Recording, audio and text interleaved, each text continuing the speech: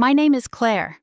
I'm 29, and on New Year's Eve, my mother invited me to dinner so she could tear me down with an audience. The restaurant was candlelight and clinking glass. My family looked perfect in their dress clothes. Diane kissed my cheek, and I let myself hope, just for one breath, that this year might be different. Midway through the meal, she leaned close to my ear. Her whisper was almost kind. "We only invited you out of pity," she said. "Don't stay too long, okay?" I blinked, waiting for her to laugh. She didn't. She smiled instead, a neat little smirk that said she'd meant every word. Evan noticed and burst out laughing. "She's our family failure," he announced, raising his glass. "The one who never made it, the one we have to rescue and hide." A couple of relatives chuckled. Someone muttered, "At least she showed up on time for once." Their amusement kept rolling while I sat there holding my flute and feeling each joke land like a punch. Then something in me went very still. I didn't argue, I didn't cry. I smiled, took one slow sip, set the glass down, and said I had an early morning. No scene.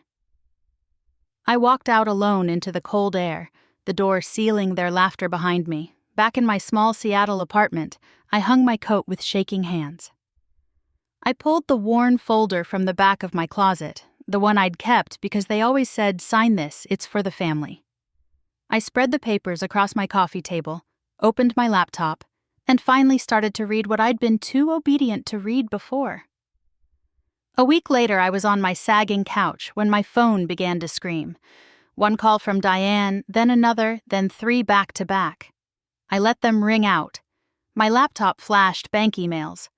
Urgent notice, account change, statement ready. Warnings in a dim room. I finally answered. "Claire," my mother said, "too high, too fast. What did you do? The cabin is gone. There are strangers at Lake Caro saying they own it. They have paperwork with your name all over it." She didn't wait for air. "And the accounts, the joint ones. Auto payments bounced, fees. Your father is furious. What have you done to us?" I stayed quiet. I listened to her spiral while I watched rain crawl down the glass. Evan called next. I ignored him, and his texts arrived in angry blocks. "You tanked my credit. Clients see this. You ruined everything over one joke." I laughed once, and it sounded like relief. A week earlier, after I'd walked out of that restaurant, I'd opened the folder in my closet and read every page I'd signed because someone said it was for the family. The deed didn't say tax reasons. It said owner. The emergency credit line listed me as co-borrower. The help you build credit card? I was the primary holder. I took a blank notebook and wrote, "Take it back." Under it, I numbered what was mine. Property, accounts, loans. Every quiet hook in my name. That morning I called Elise Hart, my old college friend turned attorney.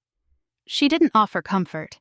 She asked for scans, dates, and passwords. When we hung up, I felt colder, clearer. Now the notebook lay open on my coffee table, and the first lines were already crossed out. Elise met me in her office the next day, legal pad crowded with arrows. She slid my scanned deed across the desk and tapped the line I'd skimmed for years. "Claire, you're not a co-owner, you're the owner, that's why they're panicking." We moved fast and clean. Elise called a buyer she trusted, cash, quiet, ready to close. I drove out once before signing, alone on the icy porch at Lake Caro, and let the place hit me full force. My grandparents' laugh in the rafters, the old canoe rotting behind the shed, my mother posing for photos like the view belonged to her. I whispered goodbye to the version of me who kept confusing access with love. Then I signed. Then I cut the wires. I closed the card I'd been added to.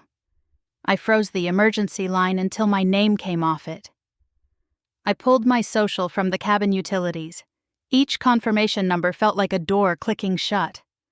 On the 7th day, the calls turned desperate. Diane wailed about tradition. Evan raged about clients. My father, Graham, left a voicemail in his calm professional tone, asking what it would take to make this go away. I didn't answer. I emailed Elise the audio file and watched her smile without warmth. When the sale funds landed, I paid my real debts, set aside taxes, and signed a lease on a bright little studio. That night, I sat on the bare floor with the keys in my palm, listening to the silence I'd earned.